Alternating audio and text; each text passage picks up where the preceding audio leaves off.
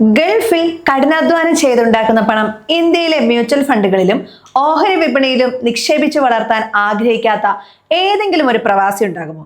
എന്നാൽ ഭൂരിഭാഗം പ്രവാസികളും ഇന്നും ഒരു വലിയ അബദ്ധം കാണിക്കുന്നുണ്ട്. പ്രവാസിയായി വർഷങ്ങൾ കഴിഞ്ഞിട്ടും നാട്ടിലെ പഴയ റെസിഡന്റ് ബാങ്ക് അക്കൗണ്ട് വഴി മ്യൂച്വൽ ഫണ്ടിൽ നിക്ഷേപം തുടരുക, അല്ലെങ്കിൽ NRO അക്കൗണ്ടുകൾ ഉപയോഗിച്ച് വിദേശത്തിരുന്ന് എങ്ങനെ നിയമപരമായി നിക്ഷേപം തുടങ്ങണം എന്നറിയാതെ മാറി നിൽക്കുക.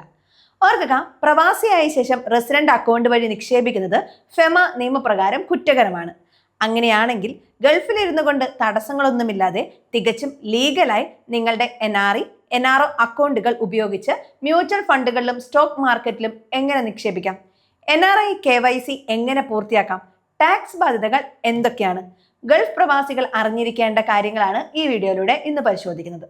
മ്യൂച്വൽ ഫണ്ടിൽ നിക്ഷേപിക്കാൻ തുടങ്ങുന്നതിന് മുൻപ് NRO അക്കൗണ്ടുകളെ കുറിച്ച് വ്യക്തമായ ധാരണ വേണം. NRI അക്കൗണ്ട് എന്ന് പറഞ്ഞാൽ വിദേശത്ത് നിങ്ങൾ ഉണ്ടാക്കുന്ന വിദേശ നാണയം ഇന്ത്യയിലേക്ക് അയക്കുന്ന അക്കൗണ്ട്.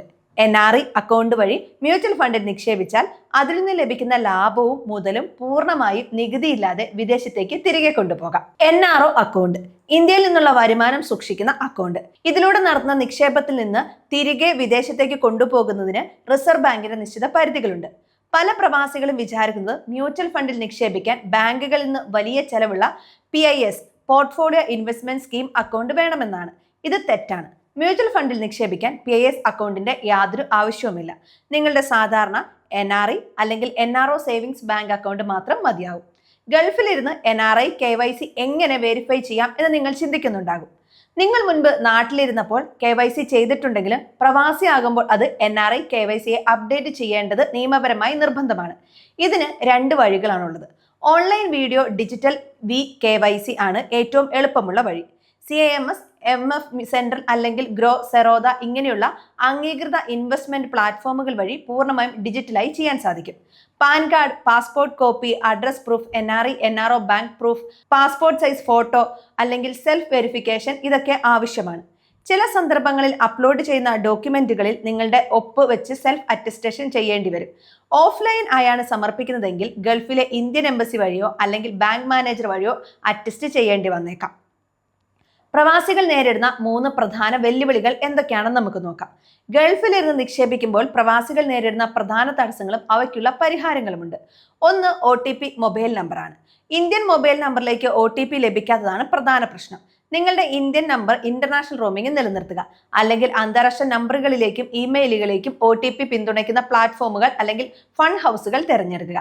NRI അക്കൗണ്ടിൽ നിക്ഷേപിക്കുന്ന പണം NRI പോർട്ട്ഫോളിയോയും NRO വഴിയുള്ളത് NRO പോർട്ട്ഫോളിയോയും വെവ്വേറെ സൂക്ഷിക്കണം. ഇവ രണ്ടും ഒരൊറ്റ പോർട്ട്ഫോളിയോയിൽ ഇടകലർത്താൻ സാധിക്കില്ല. US, കാനഡ പ്രവാസികൾക്ക് കർശനമായ FATCA നിയമങ്ങൾ ഉള്ളതിനാൽ പല ഫണ്ട് ഹൗസുകളും നിക്ഷേപം സ്വീകരിക്കാറില്ല. എന്നാൽ GCC പ്രവാസികൾക്ക് യാതൊരു തടസ്സവുമില്ല. ഫോമിൽ നിങ്ങളുടെ ടാക്സ് റെസിഡൻസി കൺട്രി വ്യക്തമാക്കിയാൽ മതി. വ്യക്തമാക്കി ഒരു സിമ്പിൾ FATCA ഡിക്ലറേഷൻ കൊടുത്താൽ മതിയാകും. പ്രവാസികൾ ഏറ്റവും കൂടുതൽ അറിഞ്ഞിരിക്കേണ്ട കാര്യം മ്യൂച്വൽ ഫണ്ടുകളിലെ ടാക്സ് ബാധ്യതയാണ്. ഒരു ഇന്ത്യൻ റെസിഡന്റിന് മ്യൂച്വൽ ഫണ്ട് പിൻവലിക്കുമ്പോൾ ടാക്സ് നേരിട്ട് ഈടാക്കാറില്ല.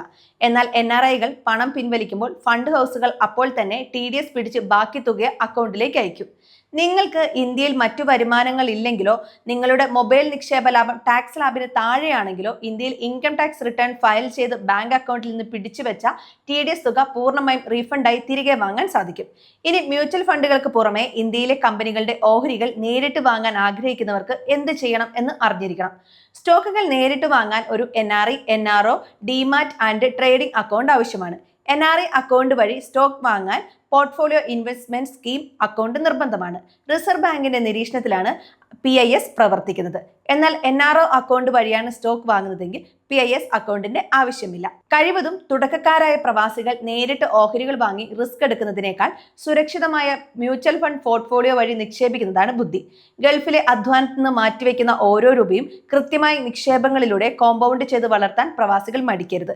ഇത് തന്നെ നിങ്ങളുടെ ബാങ്ക് അക്കൗണ്ടുകൾ NRO ആക്കി മാറ്റി കൃത്യമായ NRI KYC പൂർത്തിയാക്കി നിക്ഷേപം ആരംഭിക്കണം. NRI അക്കൗണ്ട് വഴി മ്യൂച്വൽ ഫണ്ടിൽ അക്കൗണ്ട് എടുക്കുന്നതിനെ കുറിച്ച് കൂടുതൽ സംശയങ്ങളുണ്ടെങ്കിൽ താഴെ കമന്റിൽ ചോദിക്കാം. വീഡിയോ ഉപകാരപ്പെട്ടുവെങ്കിൽ നിങ്ങളുടെ പ്രവാസി സുഹൃത്തുക്കൾക്ക് ഇത് ഷെയർ ചെയ്ത് നൽകാൻ മറക്കരുത്.